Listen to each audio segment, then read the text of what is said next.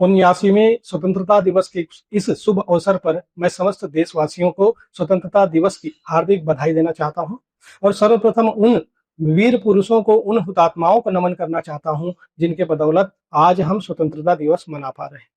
न जाने कितने वीर सपूतों ने अपने आत्मोत्सर्ग कर दिया इस भारत को आजाद कराने के लिए। स्वतंत्रता का यह दिन अत्यंत संघर्ष और अत्यंत पीड़ा के पश्चात प्राप्त हुआ है और सबसे ज्यादा जो पीड़ादायक था वो था भारत और पाकिस्तान का विभाजन। विश्व के जितने भी देशों में अंग्रेजों का आधिपत्य था, शासन था, उसमें किसी भी देश का बंटवारा नहीं हुआ, केवल हमारा देश भारत और पाकिस्तान का बंटवारा हुआ। पाकिस्तान की विभीषिका के ऊपर, उस दर्दनाक बंटवारे के ऊपर प्रसिद्ध पत्रकार खुशवंत सिंह जी ने एक पुस्तक लिखी है, ट्रेन टू पाकिस्तान। समय निकालकर इस पुस्तक को जरूर पढ़िएगा, जहां आपको पता चलेगा कि पाकिस्तान का बंटवारा और भारत का विभाजन ऐसे ही नहीं हुआ था और ऐसे बहुत सारे लोगों ने अपनी लेखनी चलाई है।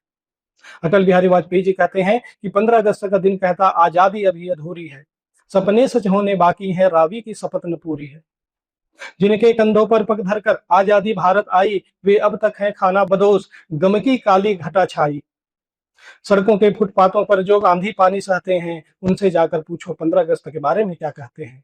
वास्तव में जिस आजादी को हमने प्राप्त किया, क्या सही मायनों में उस आजादी को हम सेलिब्रेट कर पा रहे हैं, उस आजादी को मना पा रहे हैं? आज जगह जगह समाज जातिवाद में बटा है, धर्म में बटा है, सांप्रदायिक दंगे हो रहे हैं, ऊंच नीच की भावना व्याप्त है, समाज में भाईचारा वैमनस्यता फैलती जा रही है, भाईचारा कम होते जा रहा है और मानवता दिन ब दिन घटती जा रही है। ये भारत का एक पक्ष है जो हमने 80 साल में भी इन कमियों को हमने दूर नहीं कर पाए।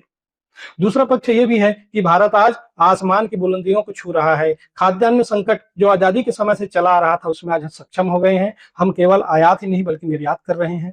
तकनीकी विकास में हम बहुत आगे चल रहे हैं। रक्षा उपकरण, आज देश में 100% स्वदेशी रक्षा उपकरणों का आज निर्माण हो रहा है। चंद्रयान, गगनयान, सूर्ययान और मंगलयान जैसे मिशन हम बहुत ही सफलतापूर्वक आयोजित कर पा रहे हैं। डीआरडीओ, इसरो जैसी संस्थाएं हमारे यहाँ आज बहुत ही विकसित रूप में काम कर रही हैं।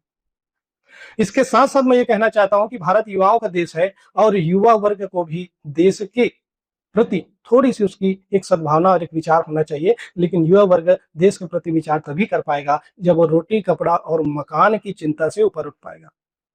जिनकी रोटी, कपड़े और मकान की चिंता दूर हो गई है, उनको जरूर देश के बारे में सोचना चाहिए। जय हिंद, जय भारत, नमस्कार।